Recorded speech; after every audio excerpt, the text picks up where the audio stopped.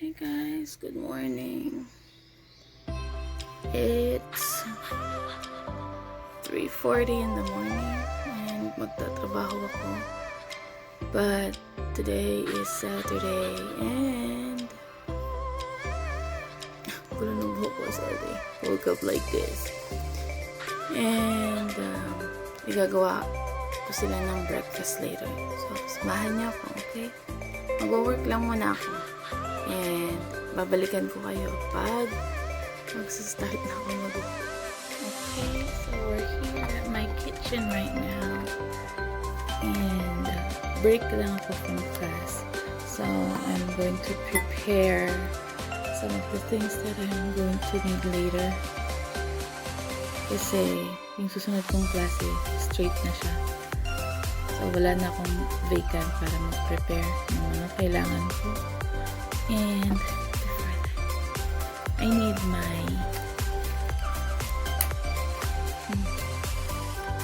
for those who have asthma, cheers.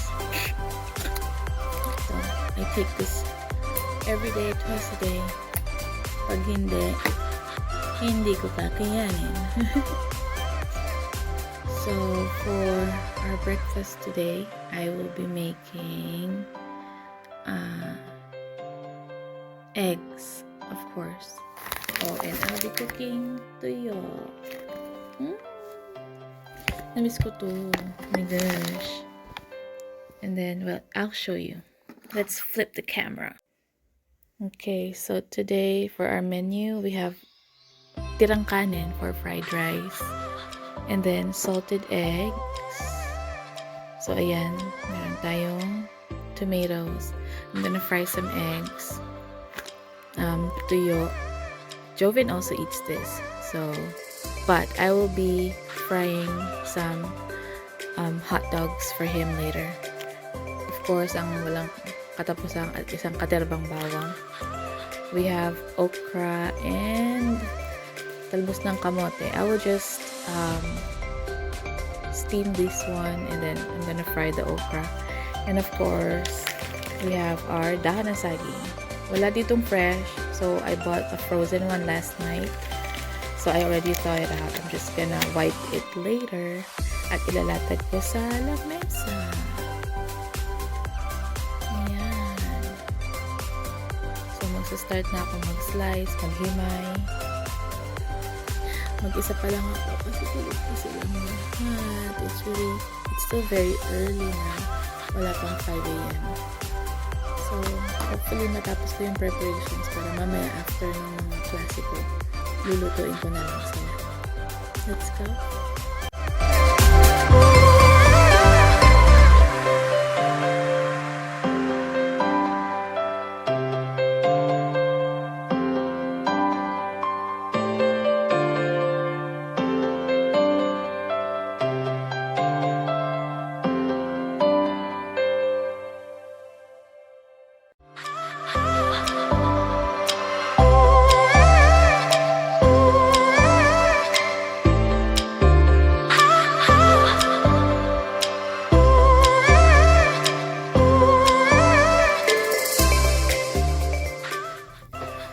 Okay, so kakatapos lang ng klase ko and I'm gonna start cooking.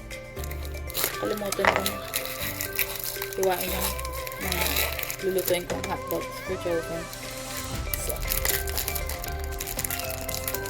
do it. Of course, Filipino hotdogs.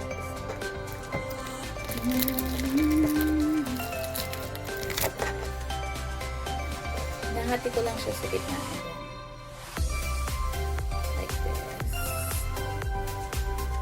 Para mukha siyang octopus.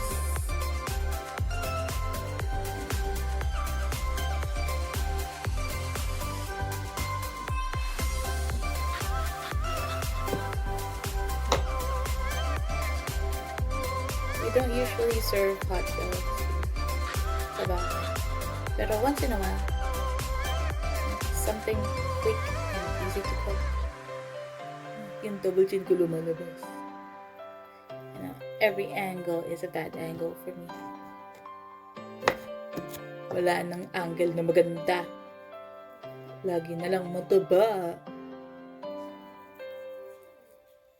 Yan. So, last one. And then I'm going to start cooking.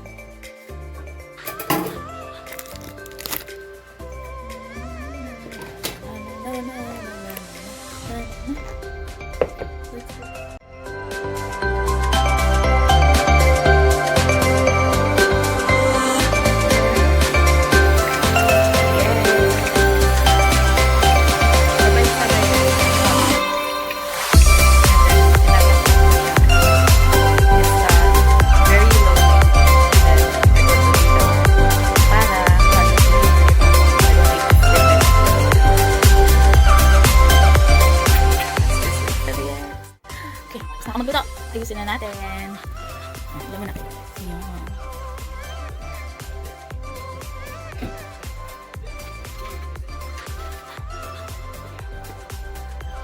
Fried rice. So, hindi pa ako naglagay ng kung ano dyan. Just rice and garlic. Like, isang katilbang garlic. So, dahil dalawa lang kami ng asawa kong kakain.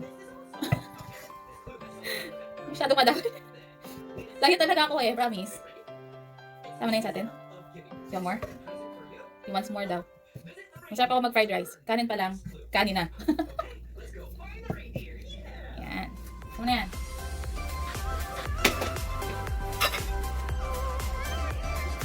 And then you have the talbos. Maganda itong talbos, guys. Because it's very healthy for you. And it's a good source of fiber, iron, and whatsoever. Natin natin kasi papapakita. And then yung eggs natin and hot dogs ni Joven. You see how pretty that is. Yan. Gusto ni Joven niya, mukhang octopus yung hot dog.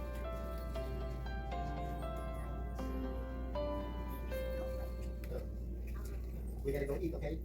At the table. Okay? Yes? Mommy, make it.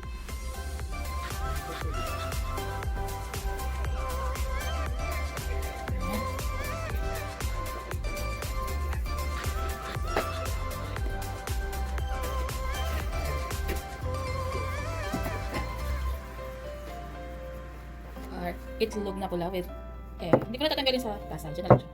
And then our okra. So, itong okra, sasaw-saw ko lang siya sa toyo with calamansi. In our case, lemon. Kasi hindi season ng calamansi. So, wala akong calamansi. Yeah, meron kami nasa boteng calamansi. But, ayoko nun. Ito yung fresh. And then, of course, tuyo. You want the little fish, Joven? The crunchy fish?